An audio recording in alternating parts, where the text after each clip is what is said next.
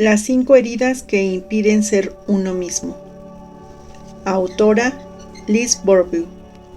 Capítulo 1. La creación de las heridas y las máscaras. Cuando un bebé nace, sabe en lo más profundo de su ser que la razón por la que se ha encarnado es la de ser él mismo, al vivir diversas experiencias. Su alma, por otra parte, ha elegido a la familia y el medio ambiente en los que habrá de desarrollarse con una finalidad muy precisa. Todos tenemos la misma misión al llegar a este planeta: vivir las experiencias una y otra vez hasta que podamos aceptarlas y amarnos a través de ellas. Cuando en una experiencia existe la no aceptación, es decir, juicios, culpabilidad, temor, lamento u otra forma de no aceptación, el ser humano se convierte en un poderoso imán que atrae sin cesar circunstancias y personas que le hacen revivir esa misma experiencia. Hay quienes no solo reviven la misma experiencia muchas veces en el transcurso de su vida, sino que deben reencarnarse una y otra vez con el fin de lograr aceptarla completamente. Aceptar una experiencia no significa que ésta represente nuestra preferencia o que estemos de acuerdo con ella. Más bien, se trata de ayudarnos a experimentar y aprender a través de lo que vivimos. Sobre todo, debemos aprender a reconocer lo que nos es beneficioso y lo que no lo es. El único medio para lograrlo es adquiriendo conciencia de las consecuencias que trae consigo la experiencia, todo lo que decidimos o no, lo que hacemos o no, lo que decimos o no, e incluso lo que pensamos y sentimos, entraña consecuencias. El ser humano desea vivir cada vez más inteligentemente.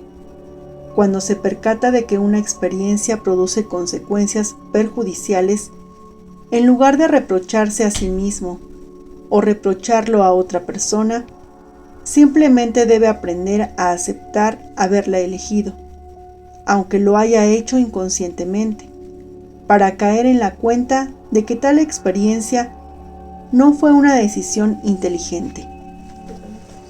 De ello se acordará más adelante. Así, la experiencia se vive en la aceptación. Sin embargo, recuerda que aun cuando te digas «no quiero vivir ya así», todo comenzará de nuevo. Debes otorgarte el derecho a cometer varias veces los mismos errores, o de vivir una y otra vez la experiencia desagradable, antes de llegar a tener la voluntad y el valor necesarios para transformarte. ¿Por qué no lo comprendemos desde un principio? Por nuestro ego, sostenido por nuestras creencias. Todos tenemos muchas creencias que nos impiden ser lo que deseamos ser. Cuanto más nos perjudican estas formas de pensar o estas creencias, más tratamos de ocultarlas. Incluso llegamos a creer que no nos pertenecen. Poder superarlas exige, por tanto, que nos reencarnemos en repetidas ocasiones. Nuestra alma podrá alcanzar la felicidad plena solo cuando nuestro cuerpo mental, emocional y físico estén atentos a nuestro Dios interior. Todo lo que se vive en la no aceptación se acumula a nivel del alma. Al ser ésta inmortal, regresa sin cesar en diferentes formas humanas con el bagaje que ha acumulado en su memoria de alma. Antes de nacer, ya hemos decidido lo que deseamos venir a normalizar durante esa próxima encarnación. Esta decisión y todo lo acumulado en el pasado no se encuentra grabado en nuestra memoria consciente, es decir, la que depende del intelecto, sino que en el transcurso de la existencia nos vamos haciendo gradualmente conscientes de nuestro plan de vida y de lo que debemos poner en orden. Cuando digo que algo no está resuelto, me refiero siempre a una experiencia vivida en la no aceptación. Existe una diferencia entre aceptar una experiencia y aceptarse a sí mismo. Pongamos el ejemplo de una niña cuyo padre la rechaza porque deseaba un varón. En este caso, aceptar la experiencia consiste en darle el derecho a su padre de haber deseado un varón y de haber rechazado a su hija. La aceptación de sí misma consiste, en cambio, en darse el derecho de reprochar a su padre y de perdonarse por haberle tenido resentimiento. No debe subsistir ningún juicio hacia su padre ni hacia ella misma, sino solo compasión y comprensión por la parte que sufre en cada uno de ellos. Ella sabrá que esta experiencia está completamente resuelta cuando a su vez rechace a alguien sin condenarse, con mucha compasión y comprensión para con ella misma. Existe otra manera para comprobar que este tipo de situación se ha normalizado y vivido en la aceptación. Cuando la persona rechazada por ella no le guarde resentimiento, siendo a su vez compasiva, sabiendo que todos los humanos rechazamos a alguna persona en ciertos momentos de nuestra vida. No dejes que tu ego te juegue una mala pasada cuando trata por todos los medios de hacerte creer que ya está arreglada una situación. A menudo, para no tener que observarnos y perdonarnos, nos decimos: sí, comprendo que el otro actuará así. De este modo, nuestro ego intenta encontrar una manera oculta para hacer a un lado las situaciones desagradables. Sucede entonces que aceptamos una situación o una persona sin habernos perdonado o sin habernos concedido el derecho de sentirnos resentidos o de continuar resentidos con ella. A esto se le llama aceptar solamente la experiencia. Repito, es importante diferenciar entre aceptar la experiencia y aceptarse a uno mismo. Esta última aceptación es aún más difícil de lograr, ya que nuestro ego no desea admitir que todas las experiencias difíciles que vivimos tienen como única finalidad mostrarnos que nosotros mismos actuamos de igual manera con los demás. ¿Te has dado cuenta de que cuando acusas a alguien de algo, esa misma persona suele acusarte a ti de lo mismo? Esta es la razón por la que es tan importante aprender a conocernos y aceptarnos en la mayor medida posible. Es lo que nos brinda la seguridad de que cada vez viviremos menos situaciones de sufrimiento. A nadie más que a ti le compete decidir ser dueño de tu vida, en vez de que tu ego te controle. Sin embargo, hacerle frente a todo esto exige mucho valor, porque inevitablemente tocamos antiguas heridas que pueden hacernos sufrir mucho, sobre todo si son heridas que venimos arrastrando desde hace varias vidas. Cuanto más sufres a causa de una situación o con una persona determinada, de más lejos viene el problema. Para ayudarte puedes contar con tu Dios interior, que es omnisciente. Él lo conoce todo. Omnipresente. Él se encuentra en todo lugar. Y omnipotente. Él es todopoderoso. Esta omnipotencia siempre está presente y obra en todo momento en ti. Actúa de tal forma que te guía hacia las personas y situaciones que necesitas para crecer y evolucionar de acuerdo con el plan de vida elegido antes de tu nacimiento. Antes de nacer, tu Dios interior atrae tu alma hacia el medio ambiente y la familia que necesitarás durante tu siguiente vida. Esta atracción magnética y sus objetivos están determinados, por una parte, por aquello que aún no has logrado vivir en el amor y la aceptación en tus vidas anteriores, y por otra, por lo que tus futuros padres deben poner en orden a través de un niño o niña como tú. Esto explica que los niños y los padres suelen tener las mismas heridas que curar. Al nacer, no eres consciente de todo ese pasado, ya que te concentras principalmente en las necesidades de tu alma, la cual desea que te aceptes junto con tus experiencias, defectos, potencialidades, debilidades, deseos y personalidad. Todos tenemos esas necesidades. Sin embargo, poco después de nacer, nos damos cuenta de que cuando nos atrevemos a ser nosotros mismos, alteramos el mundo de los adultos o el de los que están cerca de nosotros, y de ello deducimos que no es bueno ni correcto ser naturales. Este doloroso descubrimiento provoca, sobre todo en el niño, crisis de ira, que llegan a ser tan frecuentes que nos vemos obligados a creer que son normales. Estos episodios se conocen como crisis de la infancia o crisis de la adolescencia. Es posible que lleguen a ser normales para los humanos, pero ciertamente no son naturales. El niño que actúa naturalmente, que es equilibrado y que tiene el derecho a ser el mismo, no pasa por este tipo de crisis. Por desgracia, este tipo de niño natural casi no existe.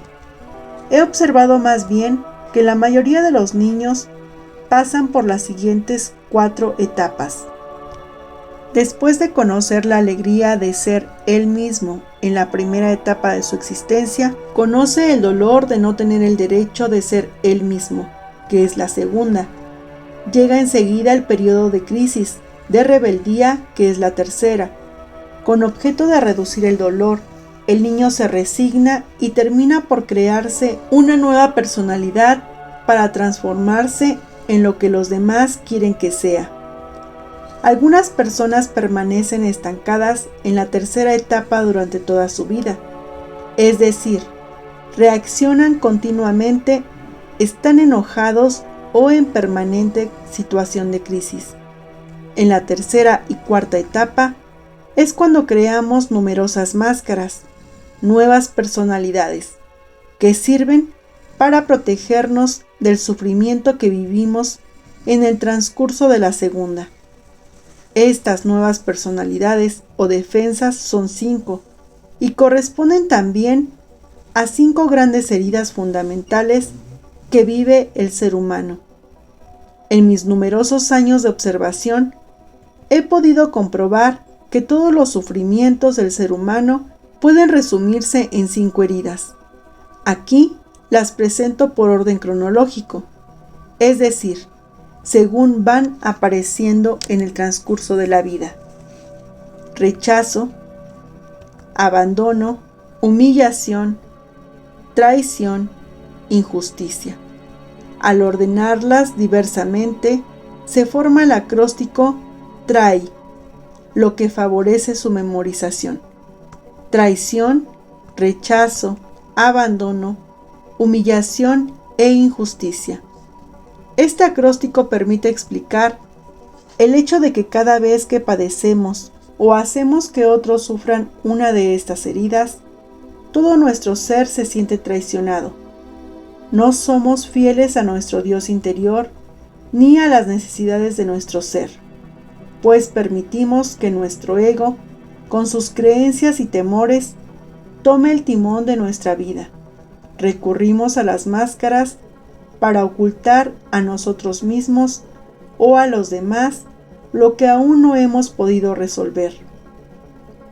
Y esta ocultación es una forma de traición. Pero, ¿de qué máscara se trata? De aquellas que acompañan a las heridas que precisamente intentan enmascarar. Estas heridas y máscaras se explicarán con detalle en los próximos capítulos. La importancia de la máscara se crea en función de la profundidad de la herida. Una máscara representa a un tipo de persona con un carácter que le es propio. ya que según la máscara creada, se desarrollan determinadas creencias que influyen en la actitud interior y en el comportamiento de la persona. Cuanto más profunda sea la herida, con más frecuencia sufrirás, y esto te obligará a llevar puesta tu máscara más a menudo. Solo nos ponemos la máscara cuando deseamos protegernos. Por ejemplo, cuando una persona percibe algún suceso como injusto, o cuando ella se juzga a sí misma injusta o teme que se le critique por ser injusta, se coloca la máscara de la rigidez, es decir, adopta el comportamiento de una persona rígida. La siguiente es una imagen que ilustra mejor la forma en que se relacionan la herida y la máscara correspondiente. La herida interior puede compararse a una herida física que desde hace tiempo tienes en la mano, pero que ignoras tenerla y cuya curación has descuidado. Prefieres vendarla para no verla. Este vendaje equivale a una máscara. ¿Creíste que así podrías fingir no tener la herida? ¿En verdad creíste que esa era la solución? Por supuesto que no. Todos sabemos, pero el ego no. Esta es una de las formas en la que nos hace dar vueltas sin rumbo. Regresemos al ejemplo de la herida en la mano. Digamos que la herida te duele cada vez que alguien te toca la mano, aun cuando se encuentre protegida por el vendaje. Cuando alguien te toma la mano de cariño y tú gritas, ¡ay, me haces daño!, resulta fácil imaginar la sorpresa del otro. ¿Realmente deseaba hacerte daño? No, pero si te duele la mano cuando alguien te toca, es que tú no has decidido ocuparte de la herida. No hay nadie más que sea responsable de tu dolor. Esto es lo que sucede con cualquier herida. Son muchas las ocasiones en que nos sentimos rechazados, abandonados, traicionados, humillados o tratados de manera injusta. En realidad, cada vez que nos sentimos heridos, es a nuestro ego al que le gusta creer que alguien más, y no nosotros, es culpable de que nos sintamos así. Entonces, buscamos a quien reprochárselo. Otras veces, en cambio, decidimos que ese culpable somos nosotros mismos, cuando en realidad esto es tan falso como cuando acusamos a otra persona. Tú sabes que en la vida no hay personas culpables, sino solo personas que sufren. Ahora, yo sé que cuanto más condeno a mí misma o a los otros, más se repite la experiencia. La condena no sirve sino para provocar desdicha. En cambio, cuando miramos con compasión a la parte humana que sufre, los sucesos, las situaciones y las personas comienzan a transformarse. Las máscaras que creamos para protegernos son visibles en la morfología de una persona y por consiguiente en su apariencia. En muchas ocasiones me he preguntado si es posible detectar heridas en niños pequeños. Personalmente, me divierte observar a mis nietos, que mientras escribo estas líneas, tienen entre 7 meses y 9 años. En casi todos ellos, he podido comenzar a ver heridas en su apariencia física. Las heridas que son fácilmente visibles a esta edad indican una herida profunda. Sin embargo, también he podido observar en mis 2 de mis 3 hijos que sus cuerpos de adultos denotan heridas diferentes de las que pude detectar cuando eran niños y adolescentes. El cuerpo es tan inteligente que siempre encuentra el medio para mostrarnos lo que debemos resolver. En realidad, es nuestro Dios interior el que lo utiliza para hablarnos. En los próximos capítulos descubrirás cómo reconocer tus máscaras y las de los otros. Y en el último, trato los nuevos comportamientos que deben adoptarse para poder curar esas heridas que hasta ahora has descuidado y para que con ello puedas dejar de sufrir. La aparición de las máscaras que ocultan estas heridas ocurre naturalmente de manera inconsciente. Además, es importante no limitarse a las palabras para especificar las heridas o las máscaras.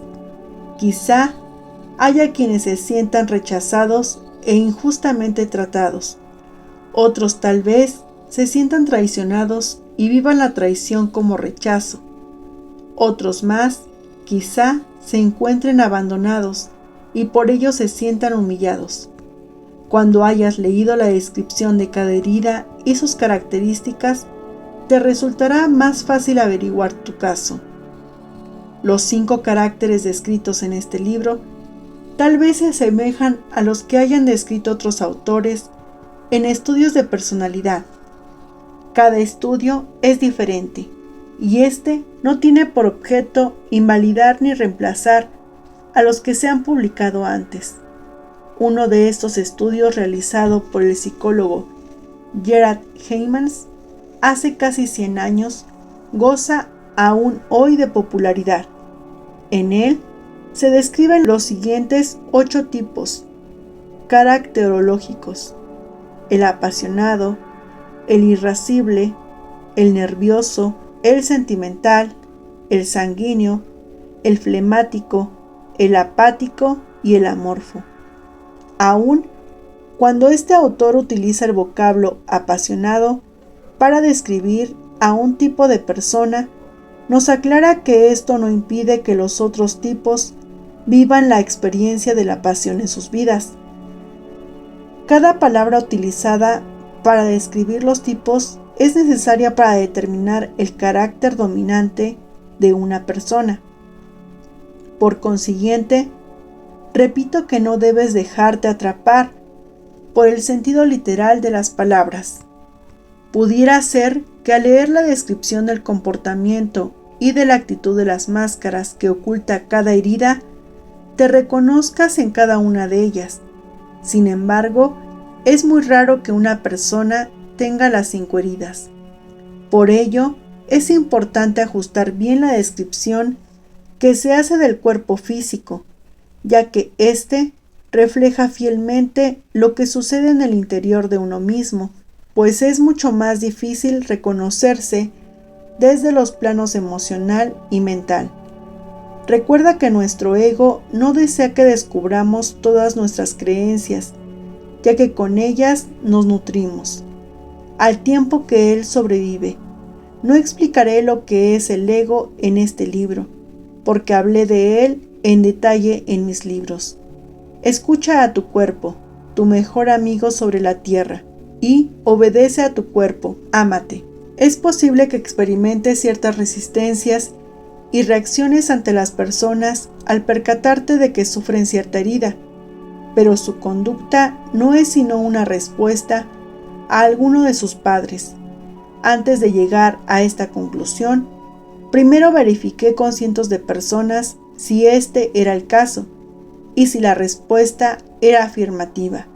Repito, aquí lo que digo en cada uno de los talleres que imparto es con el progenitor con el que tenemos la impresión de entendernos mejor durante la adolescencia, con el que más cosas tenemos por resolver. Es del todo normal que nos resulte difícil aceptar que sentimos rencor hacia el progenitor que más amamos. La negación es, por lo general, la primera reacción a esta comprobación, seguida de la ira y, en consecuencia, de la posibilidad de enfrentar la realidad.